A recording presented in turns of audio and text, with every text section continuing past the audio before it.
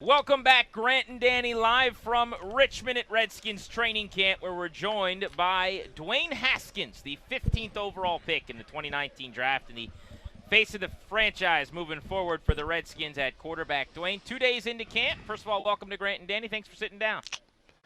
Thank you for having me, man. I'm excited. I'm doing great so far and enjoying myself. Biggest difference so far between playing at you have to do Ohio State University, and here in Washington? The biggest difference between playing at the Ohio State University and playing for the Washington Redskins, I would say, is this the talent isn't far off. I would say the guys, the vets especially, are more instinctive. Do a great job of reading the quarterback. They understand what they're doing more, and they make it harder for me. But as far as talent, speed is very similar. You mentioned talent. Your arm talent is next level. Like, there's nobody at this camp. There's very few guys in the league that can spin the ball like you can. Yeah. The difference between Dwayne Haskins today and whenever it is you step on the field as a starter for the first time, what do you hope are the major areas of growth between now and that day? My thing is that I just want to be able to be a leader when I'm out there, whether I'm starting or not, and just have a feel for the offense, understand what the coaches want to do. I can throw the ball all day, but it's more than just that. It's the small things of how I lead, how I call the plays, my demeanor, those things like that make a difference between win or loss, and that's what I want to keep getting better at. I'm thrilled it went this way because I'm a Dwayne Haskins fan. So, spoiler alert, right? I remember going to my alma mater, St. Albans, and having a kid that was a little bit better than everybody on the field from Bullis waxing us, and it wasn't very much fun. St. Albans. Exactly. I love that you're laughing at St. Albans, which is fun. Hold on, before you continue, because I like to make fun of him about that a little bit. When you hear St. Albans football, like, why did you laugh? Like, what is your connotation there? I don't know, man. Like, the IEC, like, this, for some reason, when I was in high school, it just felt like everybody wanted to just beat the brakes off me. I don't know why. Every time I played, it was just. Well, it's because you were better than everybody. Better, yeah, you were the guy. They tried the hardest for me. It was so funny, but it was fun. Yeah. So, seeing you do that to my beloved alma mater, they were a distant second to what you guys were doing. Then your success in that year at Ohio State, just unbelievable to me. So, I'm thrilled the draft went the way it did. Yeah. I love that because you're here. You probably weren't, right? Did you have different expectations? Walk us through that process of how it went. And you had your quote on draft night. I think it's motivation for you. But, I mean, I'm thrilled you're here. Go through that process, though. I think the biggest thing for me was that I didn't really care when I went. I just felt like the teams that passed me made a mistake, and that's just something that I felt was very passionate about. And just to be back home, be back here with family, and just all the ingredients that came involved with me getting drafted here. And it's a great place for me to be. And I shouldn't have been there that late, but I'm grateful. I'm thankful.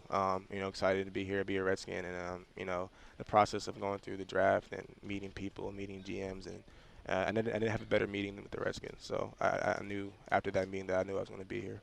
Dwayne Haskins, Redskins quarterback on Grant and Danny. We've had Case Keenum and Colt McCoy on the show today. Obviously, it's kind of a three-horse race at this point. They're going to divvy up the reps.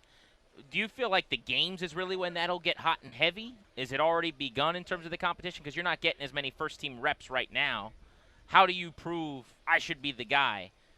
Or does it have to wait till game time? No, I still get first-team reps, but the biggest thing, I think, just starting off with camp is that the operation has to be clean, and that's something that Case and Colt are used to doing, being in the league for a few years. And, they want to put me in there, and I get in there, and it looks very bad. So they want to make sure that I know what I'm doing before I get in there, and that's respectable. I respect that. And whenever I do get my opportunity, I'm going to seize that. So whether that's in preseason or whenever that is during the season, I'm going to be ready for it. And, I just feel like me preparing myself and then having guys like Colt and Case and then having the coaches that I have, they help me out a lot.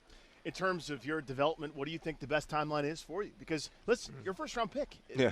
There's no secret about that, right? The future of the franchise is on that right arm. Sorry, Right. but that's quarterback in the NFL. What do you think's best for your development in terms of timetable? And what have guys told you? I think whatever's best for me is whatever they think is best for them, and that's when they're prepared to put me out there. And I don't want to look back once I get put out there. So, whatever the opportunity is for me, that's year one, year two, whatever that is. I don't have any expectations on what game to play or when to play. I just know what I do want to play. I want to win, and I want to be able to lead my guys, and that's what I want to do. A lot of folks look at Pat Mahomes right now and the year he just had in his second season after sitting for a year, and they go, well, this is the first time a team actually sat a guy for an extended period of time, and it worked. Yeah. Maybe he's a unique case, but what's your reaction to the idea that he benefited a ton from not playing? Yeah, I look at Pat Mahomes, and he had the year he had, and it's kind of like how I had at Ohio State.